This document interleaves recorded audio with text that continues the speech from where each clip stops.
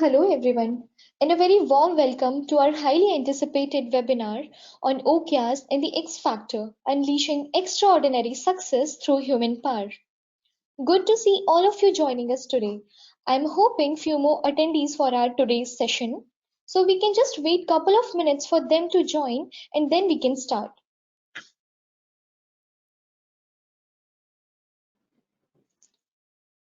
Good evening, everyone, and welcome to yet another webinar from Synergita. We bring expert views, opinions, industry best practices, and practical tips on OKR, PMS, and latest HR trends. I am Mashima, your webinar host, and I'm thrilled to present an exciting lineup of insights and expertise just for you. Today, we are diving into the world of OKRs and discovering how they can be the catalyst for driving exceptional achievements. But what makes OKRs truly transformative is the human power behind them. Yes, the X factor lies within each one of us, in our drive, determination, and ability to collaborate and innovate. OKRs provide a powerful framework for setting clear and ambitious objectives while measuring progress through key results. They serve as the North Star, guiding individuals and teams towards a unified vision. However, the true magic happens when we harness the potential of our people, their passion, creativity, and commitment to turn those objectives into reality. Throughout this webinar, we'll explore the critical link between OKRs and human power. We'll discuss how to align teams and individuals with the organization's strategic goals, empowering them to take ownership and accountability for their contributions.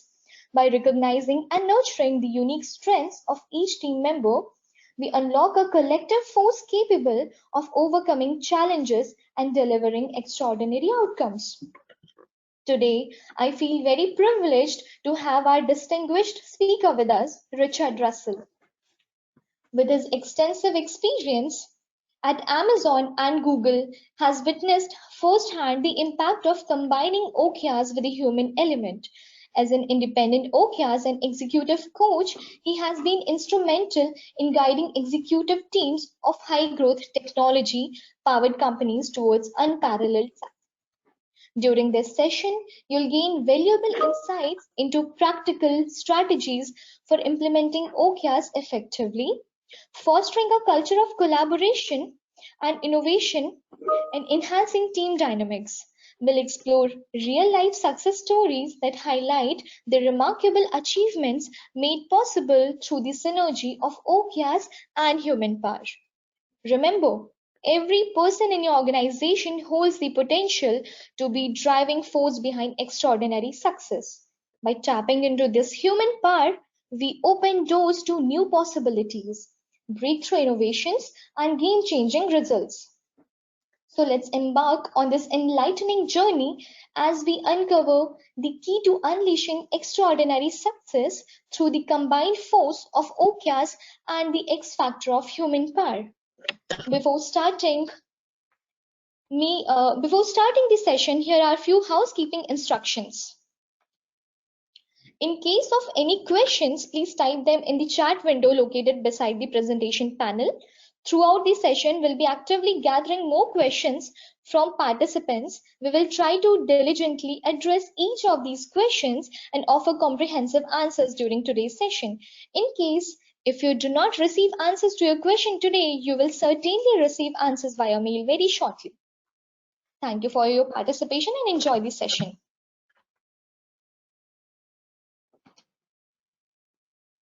Now, please join me in giving a very warm welcome to Richard Russell, our OKR expert and the exceptional speaker of today's webinar. Over to you, Richard. Hi, how you doing? It's my first time when I go to webinar, so I'm never quite sure how the system works, but I think I'm on screen now. It's nice to meet you all. My name's Richard Russell, and I've been working with OKRs for about 20 years almost now. When I started at Google, about 2006 it was that I first discovered OKRs, and now I work mostly with scale-ups and startups It's ranging from about 20 people to about 500 people plus. Usually is the most common company size. And I usually work with the executive teams on how to implement OKRs in their organizations to get great results. And I'm based here in Luxembourg, but I do most of my work remotely. You are on screen now. How about that? I can see. So just to start off with, I'll give you a bit of background on the way I see OKRs then. The way I've been using OKRs has been a little different to the way that some of the books describe. I've got most of the books in my bookshelf up here. But basically, what I found is that in practice, the thing that makes the biggest difference is what you actually do with the OKRs. So whereas a lot of the emphasis that I see in public these days, it's about how to set the perfect OKR. And one of the things that you will notice if you do try using OKRs is that setting a perfect OKR is good. It feels good. It's helpful. It's a good thing, but it doesn't actually do anything on its own. The only thing that happens is when you actually interact with your teams, with people, and you do the work that's required. And I've broken down that work into 3 components, which is basically the planning habit. So taking an OKR and writing down a plan that is like what I'm going to do. And I've developed a system that I call the 1-page plan, which is quite short to be able to get that rapid. Using that plan, you then use the execution cadence, and you're sort of driving a weekly execution. But instead of looking at the OKR and the number, you're looking at the plan, sort of saying, okay, what have we done? How are we going? How do we know we're on track? And asking those questions on a regular basis, and then modifying the plan. And the real key with the plan is that because it's short, you can review it with your colleagues, with your management, with your stakeholders, get their input, and then through the execution cadence, you can go through and review it and change it as you're going. And the third part is the OKR cycle, or that quarterly cycle, where you set the OKRs, you check in halfway through, and then you use that knowledge of where you are to set the new OKRs and drive forwards. And I find that these 3 mechanisms are the things that actually cause results to happen using OKRs. And in that sense, in some ways, it matters a little less whether you have the perfect OKR, because it's not that you set the OKR and then magic happens without involvement. You're involved in this. You're involved in planning. You're involved in collaborating with people. You're involved in running that execution cadence and making sure that we're making the right decisions. And you're involved in that sort of cycle that goes from quarter to quarter to keep things moving and so on. And that's really, the cycle is really the link to strategy as well. That's how you keep the OKRs linked to the strategy. So that's my upfront sort of perspective on OKRs, and I have a few other things that I think are probably worth bringing up as we go through this conversation. But I thought I'd just start out with laying that out, and then we can go through whatever's come up in your minds. Yeah, sure, Richard. So you have had an impressive journey transitioning from an engineering manager at companies like Google and Amazon to an OKR expert, right? So I am very curious to know that what ignited your interest in the field of OKRs and prompted this exciting transition. Yeah, so like I mentioned earlier on that I started at Google in 2006 and first discovered OKRs there. And I'm going to make an odd confession for someone who makes their business from training on OKRs. At the time, I thought, OKRs, well, that's great. Well done. You've got structured goals. I'm not that excited by them. And I wasn't very excited by OKRs, but not very impressed by them at Google when I first joined. At Google, I became a manager at various times, and I started to be more involved in the setting process and understanding why we're doing this and so on. And when I left, in particular, and looking back at Google, my experience at Google, seeing a lot of the things that I appreciated about Google, the gap between that and what I experienced elsewhere was quite large. And part of that gap came down to OKRs and came down to the way we thought about goals. And so what I found is that the biggest feeling of the gap was this feeling of empowerment, like understanding the context of what we're trying to do, knowing what we're trying to achieve, and hence the objective and the key results is what are you trying to achieve and how do you know if you do it? How do you know if you get there? And once you know that, as a good manager, you can empower people, and then people are then empowered. And there's a story that I like to tell from my experience at Google, which I'll just tell now, which is that a friend of mine, Doug, as a colleague, and he joined, and one of our OKRs was to increase the number of partners we were supporting. We had this process where we were doing ads on partner sites, and we each had to improve the number of partners we were supporting. So we all sort of looked at this and we realized this is going to be a lot of growth. Like, how do we do this? We're just going to be flat out busy. Like we're already busy enough, and how do we support twice as many partners? And so Doug thought about this, and no one told him to. No one suggested it. He didn't even ask permission, I don't think. But he basically went around and made a Chrome plugin, or at the time I think it was a Firefox plugin, to make it so that all of this was much easier and more automated. And by doing so, he was able to save all of our people in our team, each of us, about a third of the time that we were spending. And that then accelerated it. So knowing exactly what we were trying to achieve enabled Google management to empower Doug to actually solve the problem, right, and have initiative and solve that problem. So I found that really fascinating looking back at Google. When I left Google, it was a couple of startups, and then at Amazon for a couple of years, where I ran a team of about 103 people. And I learned a huge amount at Amazon about management and about how to lead people and some of the practical mechanisms. Amazon is a much more mature leadership organization than Google in many ways, but they missed out on some of the benefits of OKRs and empowerment there. It was all quite hard work in some ways compared to the way Google did it, but they have some great methods. When I left Amazon about 7 years ago, I was here in Luxembourg and tried various things of what do I want to do? I want to be independent. I want to do my own thing, and eventually, basically, just found that OKRs are something that I can actually do, and I really enjoy doing it. I love to help people. It gives me energy, and I get involved with all these different companies and their different strategies.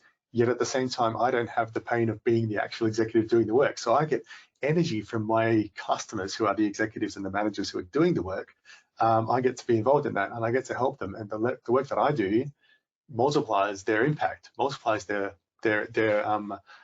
work by a factor of 2 or 3. You know, it gets great results. So I get a fantastic energy boost from that.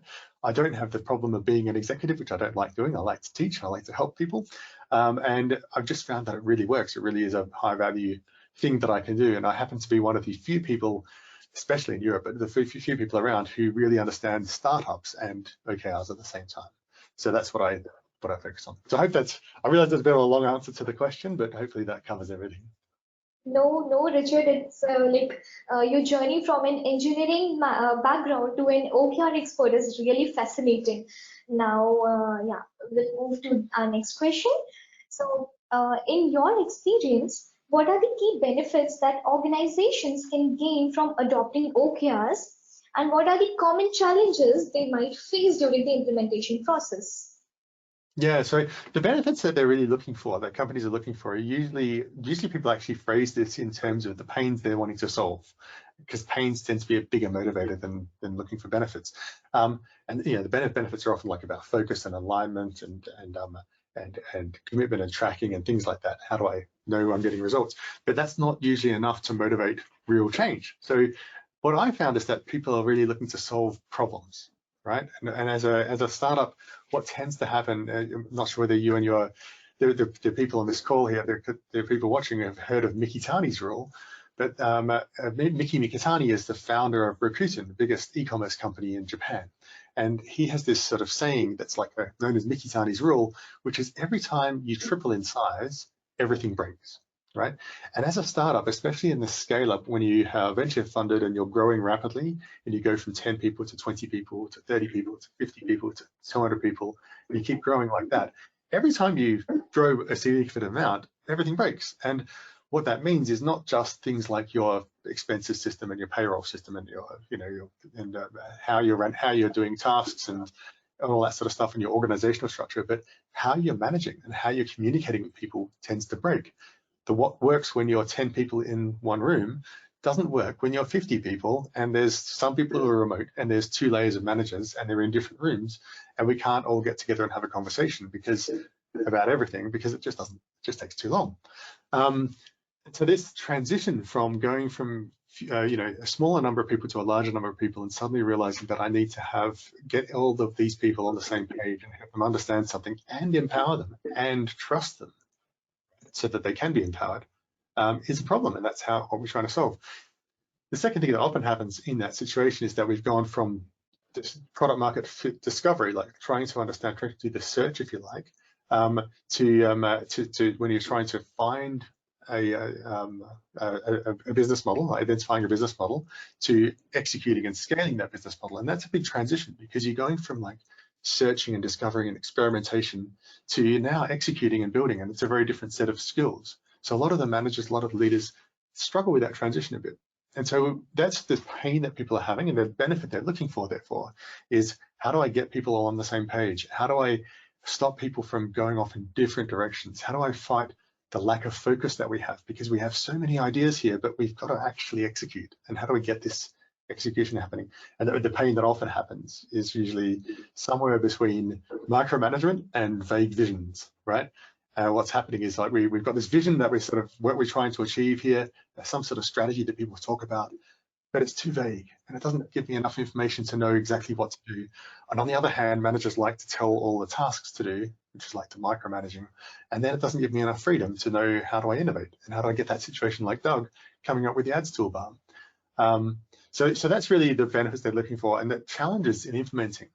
I think the biggest challenges are, apart from not being clear about what you're trying to achieve and what you're trying to change, that's the biggest one, is basically someone's read a book and they think, hey, let's do that thing that John Doerr said. It's called OKRs. Hey, Google does it. Let's do it. That'd be a great idea. And that motivation just isn't enough. It's not clear what you're doing this for. So having that clarity is really important.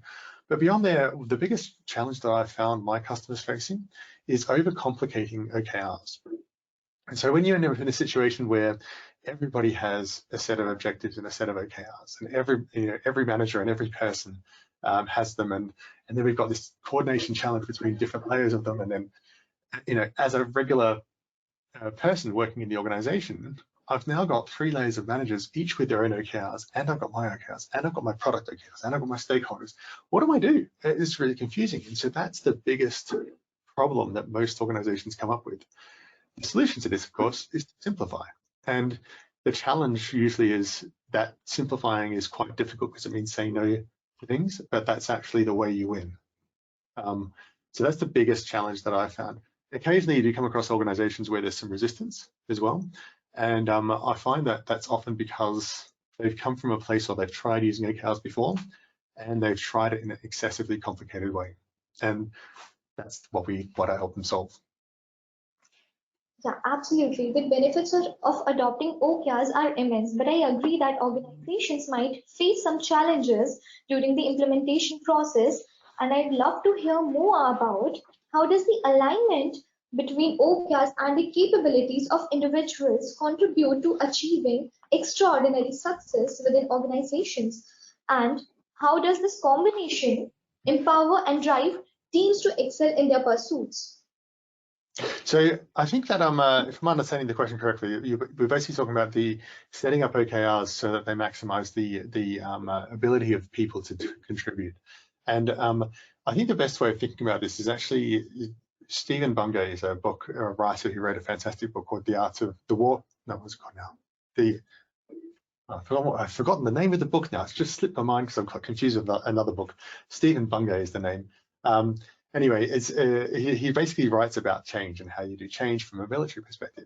But what he says is that leadership, we've had this whole thing with Simon Sinek, and leaders are good and managers are bad, and that kind of thing. Actually, what's really going on in leadership is that you have to have this skill of leadership, you have to have the skill of directorship, like just making decisions and strategies, and you have to have the skill of management, which is that practical organizing things. You need all 3 of these skills. Now, OKRs link these things together, because what you're doing is you're saying, what are we trying to achieve? That's communicating your strategy. That's doing that leading. That's connecting people with the inspiration, connecting people with the inspiration and that leadership, right? You're talking about how do we define success? And that's really about numbers and about defining exactly what success really means, and exactly how does this happen in an organization, right? And that's that manager side. And then you have the people as well. You have to lead the people. So you have the strategy and the managing and the leading, and they all come together because you're using these tools of OKRs to communicate with people, engage them with what we're trying to achieve, and define the actual boundaries of success. Now, if you're doing this well enough, you're doing this well, and you're able to understand what you're trying to achieve, as opposed to just following the rules, right? Then you can use those skills that you have as a leader to work with your teams to maximize their engagement with this. Like, what we're doing is we're asking you to write a plan. Like, let's come up with a plan that's going to deliver these benefits and that's going to deliver this key results and meet those objectives. And what we're doing here is asking people to engage their brains in thinking, how am I going to solve these problems? And if I can set the right problems with my team, and I understand my team and I can set the right problems, I engage their brains and I engage them in this thought process. Now, if I have not too many OKRs, but the right number, 3 for a company and maybe a few more around the place for different products or business units or that kind of thing, cross-functional teams, that can help drive that problem of like, how do I get people to engage across team boundaries? Like we're collaborating to solve that problem, because now we have a problem that requires engineering and marketing to work together. So I think that this act of working with the people and working with people and using OKRs as a tool for engaging people's brains in solving the problems that really exist in a company, making sure we're having the right conversations, is the way that this really works. And that's why I say in some ways OKRs don't do anything. It's what you do with them. It's what your act of management work with them. Yes, and also aligning OKRs with the capabilities of individuals can be a game changer. It's amazing how this combination empowers teams to excel in their pursuits. Now, I would like to hear more about how crucial is it to align OKRs with strategic goals, starting from the strategy itself to ensure successful execution and implementation. For sure. So when we think about OKRs, what we're doing is we're saying, here's what we want to achieve this quarter, and here's how we define success this quarter. So how do we know if we've got the right thing to do? We have a strategy. And what I found is that most companies that struggle to set OKRs, it's because of 2 things. One, we're following the rules and don't quite understand what we're doing, is one thing. And the second biggest problem is we don't have a strategy. We think we have a strategy. We have a slide with 5 pillars on it, or 3 pillars, or whatever we have. We have a roadmap. We have some diagrams, but we don't actually have a strategy. And so what a strategy is it tells you something. It tells you a couple of things. It tells you what's the biggest problems that we're facing here, and how are we going to solve them. Like, basically, where are we playing? Which playing field are we playing in? Which market are we looking for? And how are we going to win in that market?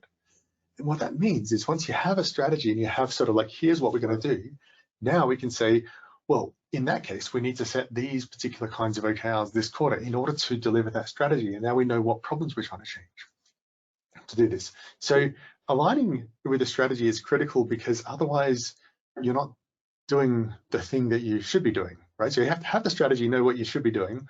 OKRs help you to figure out how best to do that.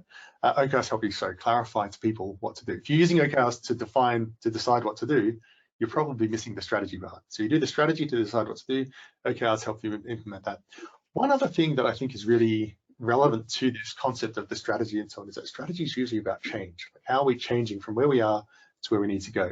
And that's where OKRs really come into their own, right? But there's a whole lot of work in a company that is business as usual. It's running the machine. We're not changing the machine or building the machine. We're running the machine, and all of that still has to happen. And that does not necessarily come under the category of OKRs. People use other tools like sales incentive programs or like KPI reviews and stuff like that. So not managing that, you're managing the business as it is, but your strategy is, how do I change? And that comes into the OKRs to do the changes to the machine. Yeah, I agree. And aligning OKRs with the strategic goals is vital to ensure everyone is moving the same direction. It sets the stage for successful execution and implementation. But what role do leaders play in creating environment that encourages experimentation and learning from failure while pursuing perfect OKRs? So I think that leaders and managers, and however we want to call them, I've got a thing with Simon Sinek and his obsession with leaders versus managers. But this whole what we do as managers and leaders, and whether we're cross-functional, like people who aren't managing people, like product managers, or whether we're line managers or executives, there's a huge amount of leverage that we have as leaders, because what we're doing is capturing the energy and effort and the skills and the capabilities of the team that we're working with, and directing them in a way that works towards the achievement of a goal, the OKRs, right?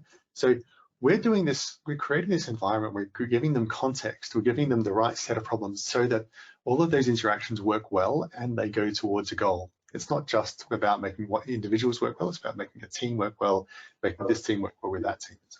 So we're solving those problems. And so what we're doing there has huge leverage, because if nobody does that, performs that function, if nobody does that in an organization, you basically, and you have great people, you still basically have a large number of cats, of highly intelligent cats going in different directions. And how do I get them to focus? The only way I can do that is with the conscious act of leadership. So by doing that, we're getting them going in the same direction. You asked specifically about experimentation and learning from failure. And part of the environment that we're creating as leaders has got to be this, what a lot of people call psychological safety. And what that means is not just like you can have your hair how you want your hair and have piercings how you want your piercings, but it means, it means really you can fail in particular ways, and it's okay. Like, these are the areas where failure is okay, and this is the areas where failure is not okay, and here's what we're going to do to help you, right? So there's always, if you're an airline flying a plane, you can't fail. Failing is not a good thing if you're flying a plane. But if you're an Airbus, right? If you're working for an airplane manufacturer, coming up with a new idea for a plane, new design that doesn't work out is okay, as long as you don't spend 100 billion doing so. You've got to find the right way of failing. And so having that conversation about that, making sure that we're making the failures in the right ways and that we're learning from each of those failures, is the act of what leaders do in their organization. What they do is super critical in making sure that does actually happen. And the only way you can do that is by making sure that people are not punished for failures that are not critical, if that makes sense. Yes, indeed. Leaders play a significant role in creating an environment that fosters experimentation and learning. Embracing failure as a part of the process is essential for driving innovation. Now, can you provide some practical tips for measuring and tracking progress towards OKRs to ensure transparency and accountability throughout the organization? So I think that the key in this particular area of measuring and tracking progress is not the OKR, but the plan, right? And the reason for this is because in most situations, we don't quite know what exactly the best metric is for tracking progress. It's very hard. Anything that's somewhat ambiguous, especially if it's innovation related or uncertain, right? Any sort of ambiguous area, we can't boil this down to the progress of a number through a quarter and say, well, there's a number and we wanted to get the number from 6 to 10 and now we're at 7. Therefore, we're a quarter of the way through. Most things don't boil down that simply. They're much more complex than that. You look at software development, it's a very complex process developing software. The only way you can get a good understanding of tracking how we're going is by actively being involved in the work, looking at a plan, looking at what needs to happen next, what has happened, and what's coming up, and then assessing, well, so what have we done? What have we learned? What do we need to change now? Do we think we still have the resources available to get there?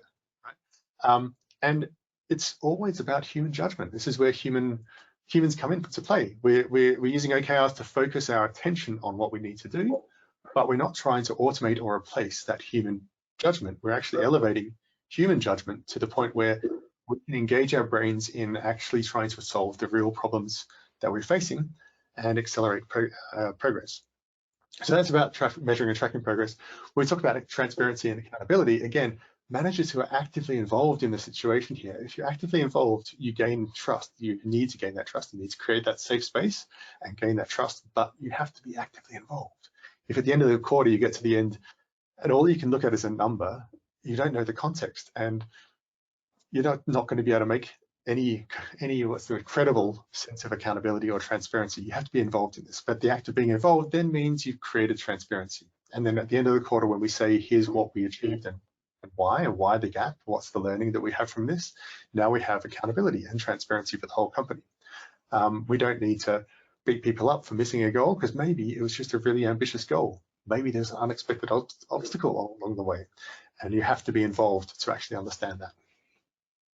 I completely agree, Richard. Measuring and tracking progress towards OKRs is essential for transparency and accountability. Can you share a case where a company successfully integrated their core values and vision into their OKRs and how it impacted their employees? So I have one client, and I need to keep them anonymous because I haven't got permission to mention who they are and what their business is, but they're in the charity sector, let's say. And they had what they were talking about quite a lot was output goals, like we will increase our revenue by X to Y, we'll grow the business from this to this, we'll reduce costs from this to this, all that sort of stuff. That was their original sort of process. And part of the goal here was that they wanted to get big enough so that the founder could sell the company, right? Or you know, go public or whatever they wanted to do. What this meant, especially because they were hiring charity, you know, they're charity sector people, they're hiring people who are interested in the charity sector, right, and philanthropy. And these people were not motivated by that, because that's not very motivating if you're interested. That's not the reason they went into the charity sector. That's not the reason they went into the charity sector, right? So they're all sort of like, oh, this isn't very exciting.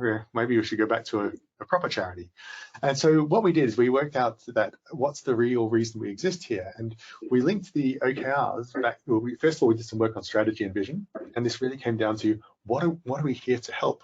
What are we actually trying to do here? We're not here to make money. I mean, that's the outcome, that's the output of what we're doing, but we're creating value for our customers, and in this case the customers were charities and the people they're helping and donors, right? We're creating value for them. What value are we creating? So we changed all of the way we're talking and all of the OKRs to be about the value that we're creating for our stakeholders, for our customers, for their customers, and for the various other stakeholders involved in this business. And this meant that now the way we talk about the business engages the minds and the enthusiasm and the motivation, the natural motivation of all the people who've come to work for this company, because I'd like to work in the charity sector. Okay, this company looks interesting, I'll go work for them in the charity sector. I like what they're trying to do. And now they're talking about creating the value that drew me to the charity sector in the first place. And most companies have this kind of same sort of thing of like, we have a purpose, we have a vision, and we have customers who have needs. And when we talk about customers and needs, that tends to motivate people, whereas talking about revenue, it motivates some people, but we call most of those people salespeople, right? Or investors or investment bankers. And so it's a helpful motivation, it's a good motivation, but the real core motivation, the thing that really gets us up in the morning, especially if we are also being paid, and I've got that addressed, is what am I doing this for? What problem am I solving for my customers? Yes, and aligning OKRs with an organization's core value and vision adds a deeper sense of purpose for employees. Now, I'd like to hear more about some effective ways to communicate OKRs throughout the organization, ensuring clarity and understanding among all the employees. So I think that when you're communicating OKRs to the organization, the trick here is there are three tricks. One is repetition, repetition, and repetition. And what I mean by this is not just saying the same thing over and over again, but finding different ways in different contexts to communicate this in, and different ways to have the communication happening. So if you're thinking about OKRs, we're usually talking about what are we trying to achieve, how do we define success, objectives, key results. We're going to be talking about them in our all hands, our quarterly kickoff. We're going to send them around an email. We're going to make sure that they come up in each team's meeting, like what are we doing here? We're going to make sure that they're on the wall in the posters. We're going to make sure that when we have a newsletter that comes out, we remind people of the OKRs. We're going to make sure that when we do a launch, we talk about what objective, what key result we're moving with this launch. When we review our plans, we're going to make sure we review our plans, but then look at the OKR and see, well, does this actually help us? How do we better change this plan to meet that objective or that key result? When we look at our daily metrics, our weekly metrics, we're going to be asking the same questions. How do these relate to the key results that we are trying to achieve? As you integrate this into the life of the business, and here's the trick, by the way, if the OKRs are not naturally integratable, like if you can't easily integrate them into those conversations, then they're either you're doing the wrong things or you have the wrong OKRs, because these should be the things that are most important about the changes you want to make to the organization. So they should come up naturally in the organization. And so when you integrate them, they should come up, and they should be the kinds of things that help you have those conversations and make them really powerful. And once they're doing that, they then become much more of a lingua franca, like the natural language of the organization. And it's not so much a matter of we're doing our work and then there's these OKRs bombarding us from the outside that are not quite relevant. That's the problem you want to avoid. Yes, Richard. Indeed, communication and repetition is the key to the success of any initiative. Effectively communicating OKRs through the organization ensures that everyone is aligned and working towards common goal. Can you share some example of an organization that successfully engaged employees in the OKR planning process and saw positive outcomes? Yeah, so I think that's when when we talk about this, there's a couple of components here, like, because you've got the strategy process, which tends to happen in an ivory tower, but you want to try and engage people in that. That's a little bit out of scope of this question. You have the setting of the objectives, and you have the setting of the key results, and you have the plan. And in each of these things, if you think about all 4 of these components really, and then there's the doing of the task, breaking it down into tasks, but particularly all 4 of these things, if you do them in isolation and you start here and then do this and then do this and then do that, and it's all a one-way process, then there isn't really much of a conversation and much of an engagement in it. So what I suggest people do is, number 1, strategy should be an ongoing exercise. It's not something you do on a weekly, 1 week away every 2 years. Ongoing, you should be considering and reconsidering your strategy, taking input on that. That engages your people because they're giving you feedback on what's working and what's not working, and helping you have that conversation, number 1. Number 2, when you set the objectives, there is a bit of like, we have a strategy, so here are the objectives, but you have a conversation about that and see how things are going. When you set the key results, it gets even more interactive with the team, because you're saying, set the results. Are these realistic? Do we need to change anything? Before we announce them, are they realistic? Part of making them realistic is, let's write a plan. So now I'm going to ask you as a team to write the plan, collaborate with each other, figure out how realistic these are. Do you have any better ideas in order to figure out how best to manage the success of what we're doing here, how best to measure the success of what we're doing here? And that backwards and forwards is the part that really works. And so I have organizations that have done this. I have one customer in particular who's a very egalitarian sort of organization. They work by consensus. A lot of conversations about these things, but the advantage of this is that it took a little bit of time for them to nail down exactly what their goals should be, what their objectives and key results should be. But they did actually have fully engaged people with the targets that they wanted to do, and plans that people cared about. And they felt like these are the right plans to deliver the right goals that would deliver the right strategy, because I've been involved in all of this. All right. And people don't necessarily, it doesn't mean you have to have everybody in the room when you write strategy, but you have had some interaction with everybody along the way. Yeah, right. Involving employees at all levels in the planning process is essential for creating a ownership and commitment to the OKR framework. Now, how can organizations encourage cross-functional cooperation and collaboration among different teams? So I think that one of the keys to this, I'm just going to give a sort of hopefully a briefer answer to this, but basically the execution across this, and specifically cross-functional execution, it comes down to 2 main factors, I think. One is setting OKRs that are not mirroring your organizational structure. If you write OKRs and you have OKR for the company, and then every manager has a set of OKRs and every manager below them has a set of OKRs, then that drives and reinforces this siloed view that undermines what you're actually trying to do. Instead of that, have company level OKRs and then have a set of OKRs where you need them. And this might be on a per product basis, it might be per business unit, it might be a cross-functional effort that needs to happen, whatever that effort is, right? It might have an obvious owner, an obvious leader. It might not. It might need you to create one or allocate one. That's fine, especially if it's temporarily. But set up OKRs, number 1, set up OKRs that are fundamentally cross-functional, right?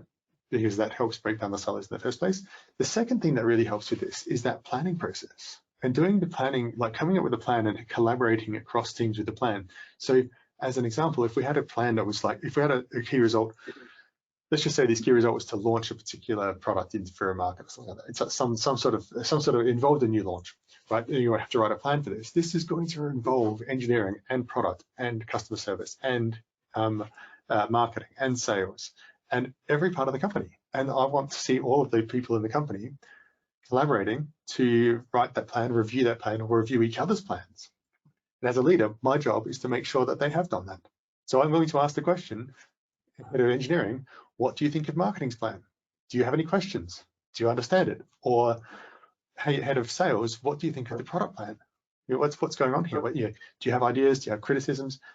Head of product, have you understood, and do you have any questions for the head of sales and his plan or her plan? Right, but I want to drive that consciously with my actions as a leader, and use the cross-functional plan and the cross-functional OKR to help make that happen. Yeah, absolutely. 2 main factors: first, setting up OKRs, and second, planning process are breaking down silos in the fostering collaboration and is crucial for seamless OKR execution. But that are some strategies that organizations can employ to overcome potential hurdles in executing OKRs and maintaining momentum. So I think that the main thing is in overcoming maintaining momentum rather, is this execution cadence. Like as leaders, one of the jobs is to beat the drum, which means every week we're having a meeting about like what's happened since last week, what's going to happen this week, how do we solve the problems, what are the biggest problems, what are the learnings we have, what are the wins we've had, what do we change going forward? And asking that kind of question every single week. And if we do that every single week and we're holding people accountable through that mechanism, a lot of that momentum is created. It's maintained through the mechanism of the manager and the leader doing that work to beat the drum, right? And that's what keeps things moving. And it seems simplistic in some ways, or almost like, do we really need someone like that? Funny enough, as an independent, I don't have a manager. And what really benefits me, keeping my momentum, is my wife is kind of a director and a coach, and she helps me every week. Every 2 weeks we have a meeting, and she asks what's going on. She does that kind of thing for me. I need that because I need to have that momentum kit to help keep me going. And she's not doing the work; she's just asking the questions. And so that really is a big thing. And overcoming challenges is really about. I think this is really about. To be fair, it depends what the challenges are, because sometimes this is a very much a strategy question, as in how do we even solve this problem of what we're trying to do in our strategy. Sometimes it's a resources question, but the real key with this is to make sure that we are facing up to the issues that matter. So we're surfacing those issues, we're listening to them, and we're having conversations about them, and we're getting the right people to have the right conversations. And sometimes that means getting a small group of people who are senior enough in a room to solve the problem of how do we get resourcing enough on this product or this feature or this project or this program. What else do we sacrifice? How do we sacrifice the right things to make this the other thing work, whatever it is? But it really is about engaging people's brains. There's no generic solution to this. Yeah, indeed. Leaders and managers can maintain the momentum, and challenges are part of the journey. But I agree that overcoming them is essential for achieving extraordinary success. Can you share an instance where an organization successfully adapted their OKR to a changing landscape, leading to significant gains? Sorry, I didn't follow the question. So, my question is, how does the quarterly OKR cycle contribute to agile decision making and adaptation in a rapidly changing business environment? And can you share an instance where an organization successfully adapted their OKRs to a changing landscape, leading to significant gains? Sure. So I think that what's interesting about business, especially these days, and especially in the startup world, is that things change pretty quickly. And if you're setting annual goals or doing some sort of annual planning cycle, that may work really well for infrastructure businesses like airlines and so on that have a long-term planning cycle. But things change quicker than that these days. And so the real advantage of a quarterly cycle, and I think quarterly is the right time. I have customers who do 4 months. I have customers who do 3 months and 6 months, but I think quarterly is generally the good time if you have a good reason not to. But quarterly is great because quarterly is long enough that I can actually get some real things done. And it's not so long that I sort of can think, I'll finish that next month. It's because there's not that many months. There's only 3 months. So I've got to get this thing done now. So it creates that momentum. But in terms of decision making, having that quarterly sort of check-in every quarter. So what are we doing now? What are we trying to achieve this quarter? And rechecking, having that ongoing regular link with that strategy question as your strategy evolves, as you're having that ongoing strategy conversation. It's like, okay, so here's what we did, and here's how we got there. Here's what was hard, that was unexpected, and here's some benefits that were unexpected. Here's some opportunities and some problems that are coming up. Now, what do we do? And we're doing this conversation every quarter. So every 3 months, there's a sort of question. It's not a let's throw the strategy out and start again question. It's, well, given what we know now, what should we do next? Where are we? Where are we going? And just making sure that you're having that conversation at the right level, and you have a method to take the outcome of that conversation and turn it into execution. That's what OKRs are about, right? But you have that quarterly cycle of let's stop and go, hang on, where are we and what are we doing? Okay, let's do that now. And clearly, this should have some continuity. If you're doing something and then doing something completely different next quarter, there must be something going wrong. But usually there's some continuity, but there's enough change. And I have examples of this particularly recently, because obviously we had a couple of crises. There was a pandemic we may remember. It's going from my memory now. We've had a couple of economic cycle changes, right? And I've had one customer in particular who had the economic cycle changed, and they were in growth mode, and they were all of their OKRs and all of the goal that they were trying to do in the OKRs was all about growth, growth, growth. And then suddenly the runway shortened, the investment dried up. They had to reduce force. They had to fire people, in fact. They had to downsize, and they had to change their OKRs dramatically. And by doing so, they were able to refocus everyone on the immediate need, which was to generate cash. What they were doing was focusing on long-term growth. They now need to generate cash in the short term to make sure they survive. By doing so, they were able to come up with a new business model, a new sort of, let's say, new.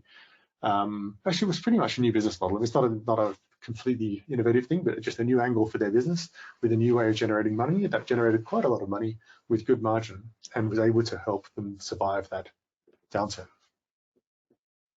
Absolutely. The quarterly OKR cycle allows organization to adapt quickly in a rapidly changing business environment. But I would also like to know more about what key principles should an organization consider when setting OKRs to ensure they are ambitious yet achievable, driving teams to unleash their full human power. So I think this really is an area where it matters very much how well you understand your teams. There are some customers that I talk to who have a very, very conservative approach to these things, and they just don't want to set people up to fail at all. So they're very conservative. Now, and sometimes that's because they've had big problems in the past and people have been beaten up and they just need to raise morale. There are other organizations which are very gung-ho and brave and have no fear of failure in their cultures. And in those two different situations, you can set for two very different kinds of targets because of the nature of the team. And the other thing that happens is, of course, there are some things that you just have to achieve, right, in an organization. And there are some things where it would be, the better, but you can be quite, it's okay to miss something that is very ambitious, right? Now, what I'm meaning by this is that there are some kinds of, particularly if you're let's suppose you have some sort of compliance situation and there's a new law that comes in. You have to comply with that by that time the new law comes in, otherwise you've got a big risk, right? So that's one of those things that if you set that as an OKR, it's one of those committed ones, you have to hit it, right? If you're trying to grow or enter a market, let's supposing you're entering a new market and you want to enter the US, right? It's a big market, it's a fantastic market, let's go and enter this market. If we manage to get like 5% share of whatever we think we can get, that's great. That's a really ambitious target, but actually 1% is still a good benefit. It's still gets us somewhere. So setting that high ambitious target is a fine thing because you can miss that and it's okay. So it's really subjective is the answer to this. You can't have, like, I think this idea, there's some idea that I think came from Google actually, that you can have every OKR should be aimed at completing at 70% is good. I think you need to be much more subjective than that and tune it for the actual environment, but be super clear about whether this is a stretch target and like what acceptable missing would be, or whether this is a committed target, in which case we don't want to miss this one. This is really important. We must hit that date. You can't get 70% of compliance towards a new law, Yeah, very true. Everything revolves around how better you understand your team. And also setting ambitious yet achievable OKRs is essential for driving teams to unleash their full human power. Now, can you provide some insights on how can organization promote continuous learning and development as an integral part of the OKR process, nurturing human power and driving sustained extraordinary success? So I think that that when in order to have continuous learning and development, the real question here is to have that a regular cycle of review and retrospective. And so what people tend to do when we look back and things, this is where transparency goes wrong, is that or accountability goes wrong, is we look back and we find people to blame. That's awful, don't do that. Always be looking forward about what you can do next. The place to look back is looking back, what can we learn from this situation? What can we bring out of this? And in order to do that, the only way you can do that is by not having a blame culture. If you have a blame culture, people will resist learning because they will resist surfacing the problems. If you have a non-blame culture, you can actually go back and say, well, what went wrong there? However, someone made a mistake. Well, why did they make a mistake? How did this happen? Like, what's the kind of situation that led to them being able to make a mistake? Why didn't we do as well as we thought we could have done? Well, this team didn't deliver that. Why didn't they deliver that? Is it because of resourcing? Is it because of because we underestimated how complex it was? What's the kind of thing we would learn from this to go forwards? Doing this on a regular basis and having a sense of like a weekly, a quarterly retrospective at least of the OKR process, I strongly recommend. Even a weekly sort of like check-in, brief retrospective for individual teams can actually help. But just having that retrospective meeting can really help, and that it's driven from the attitude of the most senior manager in the room, the most senior people in the room. Their attitude will dictate, will heavily influence at least, how this works. If they're a blame kind of culture, the whole culture will be negative and it won't learn. That's what happens. Yeah, absolutely, Richard. Now, continuous learning and development are crucial for sustained success. So now moving to our last question. Can you share some example of organizations that have effectively utilized the quarterly cycle to drive continuous improvement and innovations through OKR? Yeah, I mean, so I think that most of my clients have ended up in this state, really, and the quarterly cycle like is really about that you set a goal of here's what I want to try to achieve, and here's what I'm defining as success. So now let's do the best we can with the environment we have to see where we get to. And I have one customer in particular I'm thinking of who set their first set of OKRs, and by superficial view, failed miserably. They failed on all of them. They were like nowhere near where they wanted to get to on all of them. And so what I found their CEO to be really constructive about this, because he's like, okay, this didn't work very well. What do we do differently? What's the thing that we need to do? And in this case, what they discovered is that they had not put anywhere near enough resources on the bottleneck in their situation, like the big problem area. So they had to double down on that. They used this situation to then say, okay, we've learned. We're not going to do this and this anymore. We're just going to focus on these things, and we're going to put twice as much effort on that particular part of the business that's going to change it. Now, when they did that, they had a lot better progress the next quarter, and they were able to do things. And then after a couple of quarters of doing this, they're then able to do the things that they wanted to do. And so in some ways you can look at this and go, well, goodness me, they're not doing the thing that they said they wanted to do the first quarter. That's a failure. But actually what's going on here is we're finding the right path to be able to do it. We're learning how best to do this. And I had this myself with my own business. I had a target of launching an OKR course, which is now launched on Udemy, but I had a target of launching this OKR course for myself that I set some time ago, and you know, I failed it. I was like, I can't finish this, putting this course together and recording it and so on. And I got quite down about it. And I spent some time thinking about what am I really trying to achieve and what's the best course of action here. And the best course of action was, well, let's double down and just make it happen. And it took me 3 times longer than I expected, but now it's done and it's out there and I'm able to launch it. And from that, I've learned a huge amount going forwards. One of the biggest learnings I have is that doing a course takes me 3 times longer than I thought it would, right? That's a massive learning and a really useful learning. But there's no point beating myself up for it because, well, I am where I am and I'm going for the future. I better learn from that situation and move on with it. And that attitude of growth and of learning and of not punishing yourself or your teams or your people for any form of failure, whatever it is, whatever the reason is, let's just move on and figure out how do we do the best thing going forwards. Is really about, that's what continuous improvement is all about, and create space for innovation as well. Thank you, Richard, for an enlightening session. Now it's time for the Q&A segment. We have already received few questions, and for those participants who still have inquiries or any questions, please feel free to share them in the available chat box. So, Richard, shall we begin with the first question? Sure. Sorry, I'm so verbose. I think I've probably taken up too much time by my talking. I'll try not to, but hopefully we have some time for questions. We all are here for getting this enlightenment of OKR, so no problem at all. Cool. Yeah. So we'll be just going through the Q&A session, and the first question is, what are some key challenges organizations may face in integrating OKRs with human power, and how can these challenges be effectively addressed and overcome? I think we have that question, haven't we? That sounds very much like the third question we talked about.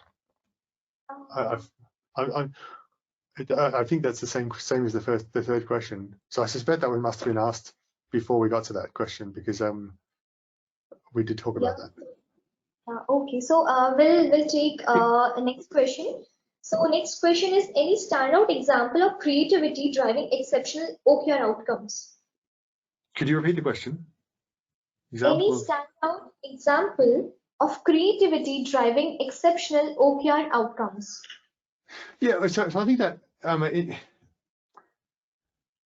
I think that the story I related about Doug is actually a good example of this, where Doug came up with this toolbar. Now, what this was a toolbar that enabled us to automate a whole lot of stuff that we were doing on the web.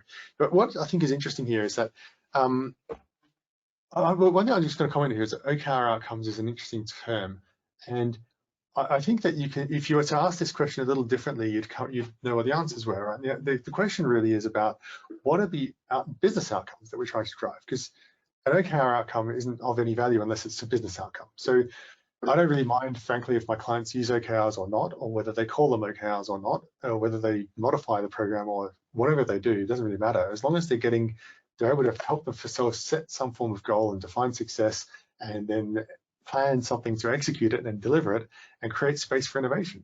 And so a lot of these things, like all of the businesses that you could think of that have had some form of innovation could potentially fall into this category of like, we've had a goal of what we wanted to achieve. So the Doug situation is literally, we wanted to like double our throughput, our productivity in our team, and he came up with a tool that saved us a whole lot of time and meant that we were all spending time doing thinking things as opposed to clicking things, if you like, right? And that's a massive innovation within our small team. I have another one example, which was also at Google, where people were looking for ways to improve. We had an OKR, which was about improve. How do we get more? What's now? Finding more places to use ads, right? And so that someone actually came up. This is quite early on in Google. If you think about Google Ads, there's the search and there's the ads there, and then people wanted to find how do we get more ads without pissing people off, because more ads makes it less appealing for people to use search. And someone came up with the idea of putting the ads on web pages, right? Use the web, look at the web page, see what content it has, pretend that's a search, and then stick ads on the page. And this is contextual ads or AdSense. And that whole thing came out of someone having a goal of like having more ads without annoying people, right? How do we come up with that? It's AdSense, and it's a huge I think it must be multi-$100 billion program now, right? It's amazing how people come up with these things if you give them a bit of freedom to actually experiment. I mean, this is just an experiment. Someone wrote a JavaScript experiment, put it there, and it worked, and then they figured out how to roll it out and send it to a product. Yeah. So our next question is, what is your advice for small or startup companies looking to implement OKRs and embrace the X factor from the outset? I think from the outset is the key part of this question. So from the outset of a startup, what are you doing? You're trying to search for a business model. You're trying to search for a product market fit. And OKRs generally tend to be about building things that you've decided what the strategy is. And this is about what you're really doing at the early stage startup is trying to search for the strategy. You really don't know what it is. So if you were to use OKRs in this context, you want to make sure that your OKRs, your objectives and your key results are about finding the answer to those kinds of questions. So using a lot of hypothesis type key results. You don't want to have something like increase conversion rate from X to Y, or increase customer acquisition from A to B, or something like that, because you don't know enough about your business to know whether that's a good idea or not. And if you need to pivot, you need to pivot, and you don't want to be, we've got all these OKRs that we have to succeed in, but actually we need to pivot and not go after those customers at all. It's incompatible, right? So make sure that your OKRs are actually talking about the things that you really want to do. So not if you're in the search mode, it's about discovery and about testing ideas and about learning, right? Much more than about execution and growth. As you transition from that learning process, and my view, by the way, is that I'm not convinced that OKRs are necessarily going to help you that much early on in that process. A lot of the theory, a lot of the ways of thinking about things and talking to people will help you, but OKRs are not necessarily the right tool. Maybe they are, maybe they're not. You might want to use opportunity solution trees from Tessa Torres, is her name. Continuous Discovery is a fantastic book for a product manager. But you can look at that, and that's great. When you're talking about execution and growing, you start to get into the stage of like, now I have a number that I need to increase, and I have some changes that I need to do, and I have a strategy that I need to execute, and I have a machine that I'm building. And now that's where OKRs become really useful. And so that often happens after you've raised your first round. It often happens when you go from about 5 people to about 20 people. It often happens just after product market fit. That's what I recommend anyway. Hope that's helpful. Yeah, so we have another question. Are there specific industries or sectors that tend to have a natural advantage when it comes to the leveraging the X factor and OKRs? Yeah, so I think that that's, if I look at businesses, one of the things that I look for is companies that have control over their own strategy.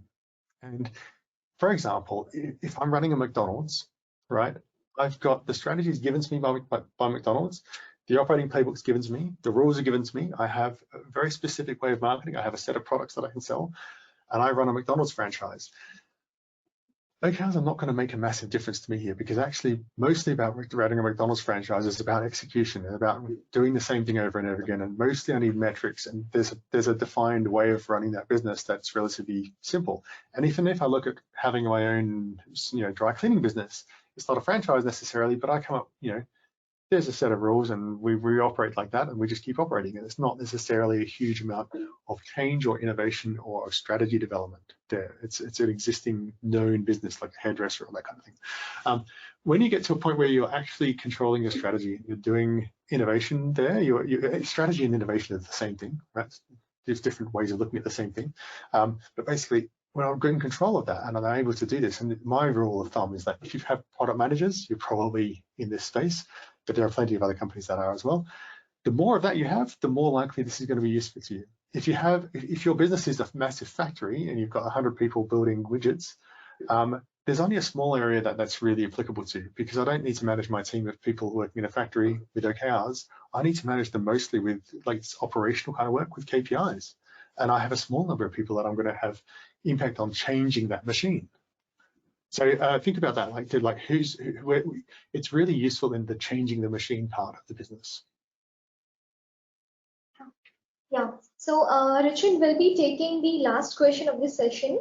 The last question is, what steps can be taken to identify and address any skill gaps or training needs to enhance human power?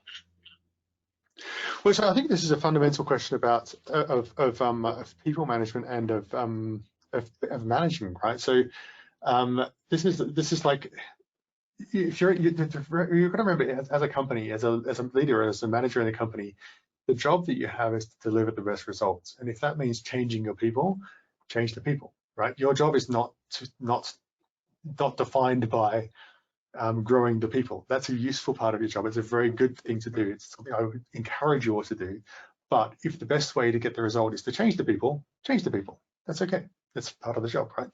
If you have a skills gap, sometimes the right thing to do is to hire new people. Sometimes it's to increase the number of people, hire new ones. Sometimes fire some and replace them. If you have people and you think the right thing to do is to give them those skills, it depends on the skills, and it really depends on is there something I can train people with? Is there some intervention that we can have that will help them? Or the best way normally is to have some level of on-the-job experience, which to me is really where OKRs can be useful, because you're basically saying, here's a stretch goal, here's a boundary. What I want to do, if I think about OKRs, I'm usually trying to set the key results at a level that has the right level of sort of flexibility for people, right? And so I'm not going to set tasks, because that's too controlling, too low level. I'm not going to send profit. I want to find something in the middle here. And if I'm trying to extend people's capabilities, I want to stretch this a bit further and give them a little bit more scope. And then I'm going to be actively involved. The biggest impact I'll have is, as a leader, is coaching, right? Coaching people through something that is difficult for them. And you have to balance things that they can succeed in with things that are difficult. But as long as you're doing both things, it's fine. So thank you, Richard, once again for sharing your expertise and insights with us today. We truly appreciate your valuable contribution. I'm sure, yeah. And also, I'm pretty sure that our audience has gained a deeper understanding of the power of the OKR and how they can drive extraordinary success when combined with human potential. Your wisdom is undoubtedly inspired us all. Thank you. Well, if anyone wants to follow up with me, I'm available on LinkedIn. You just search for my name, Richard Russell, you'll find me. And I'm happy to talk that way. Or you can go via Synergy to team here from Machinery. I don't know how you email to reach me on, richard@scaleupleaders.net. You can also find me on LinkedIn as well, Richard A. Russell. To our wonderful audience, thank you for joining us today. Your engagement and enthusiasm make events like these even more rewarding. We hope you found this webinar both informative and inspiring. In case you have any query or question regarding OKR or the content covered in the webinar, please feel free to reach out us at info@synergita.com, and our website details are also provided on the screen, www.synergita.com. Also, I'll be sharing our speaker, OKR expert Richard Russell's details, his LinkedIn profile and his mail ID to you tomorrow with the recording, full-length recording. Yeah, so let's continue our journey together towards achieving extraordinary success through the power of OKRs and human potential. Thank you. Thank you, Richard. Excellent. Thank you very much.